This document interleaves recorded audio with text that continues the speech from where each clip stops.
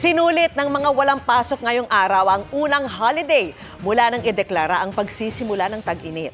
Ang kanilang diskarte para magpalamig sa pagtutok ni Ian Cruz.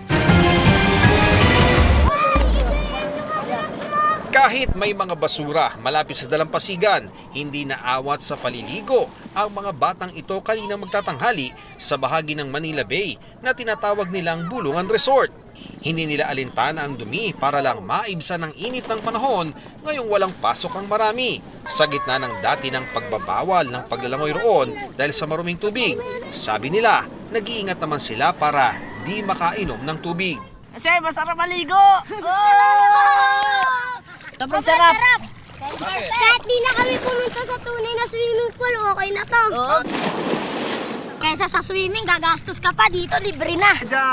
Libre rin naman ang panablas sa damang init na 37 degrees Celsius ng ilang nasa kapulong street sa Tondo, Manila. Portable pool na kagabi pa ipinaglambing ni Jude na i-assemble ng ama para sa kanilang magpipinsan.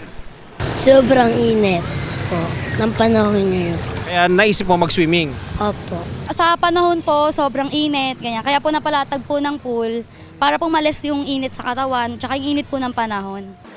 Kung sila may portable pool, irigasyon sa bukana ng isang dam naman ang naging instant swimming pool sa Vintar, Ilocos Norte.